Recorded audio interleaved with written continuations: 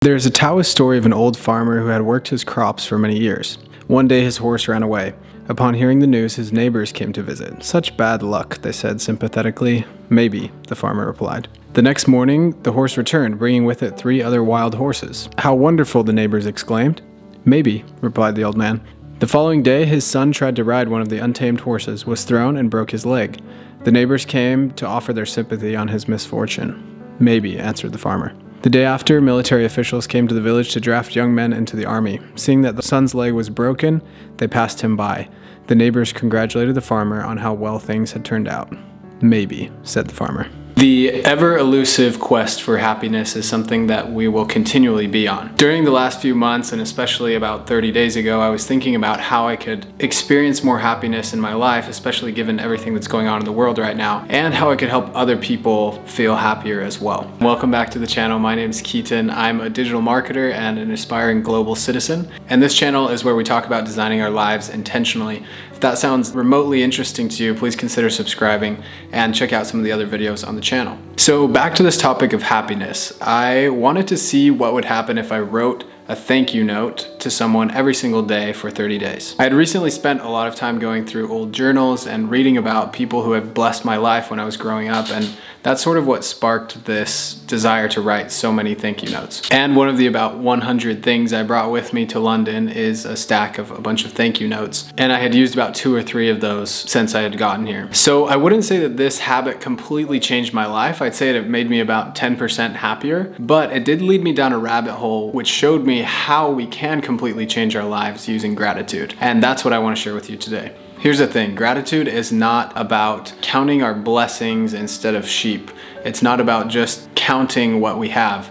It's about cultivating an attitude of gratitude, something that always stays with us no matter what's happening around us. Consider the story of the farmer that I told at the beginning of this video. Essentially what the farmer was saying is it's not over till it's over, and who knows, maybe today's pain will bring tomorrow's joy. But I think we can take it one step further than that farmer took it. Consider this quote. "We sometimes think that being grateful is what we do after our problems are solved, but how terribly short-sighted that is.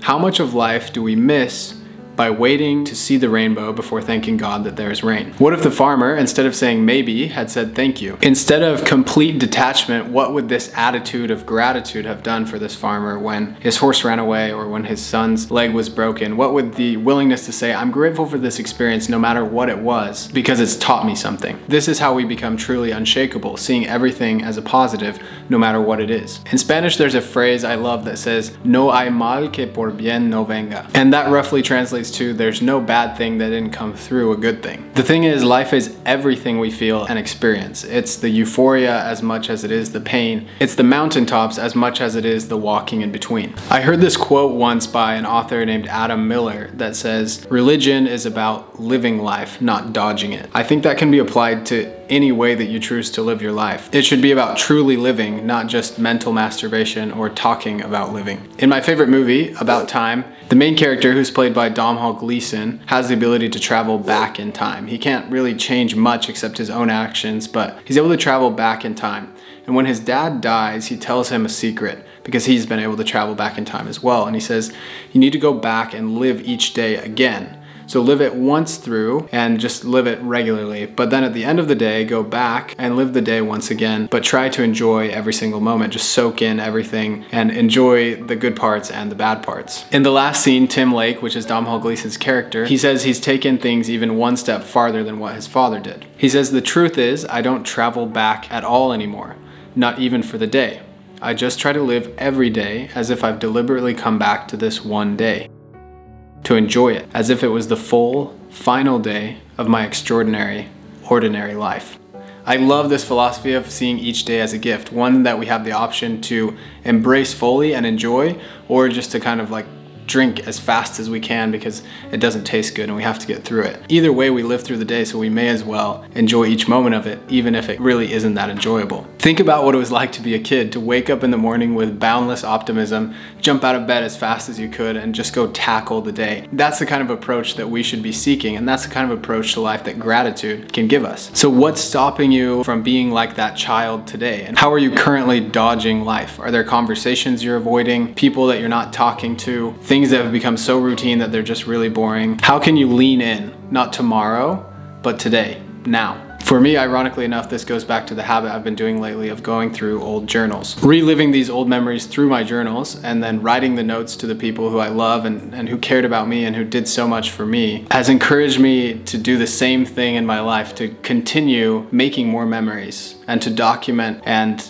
just fill my life with as many positive experiences as possible. And one quick word about documentation. I would argue that if you're not documenting what you're learning or what you're doing in life, you're not pulling everything you possibly could from those experiences. One of my professors once shared this with me: an experience equals an experience, but an experience plus reflection equals a meaningful experience.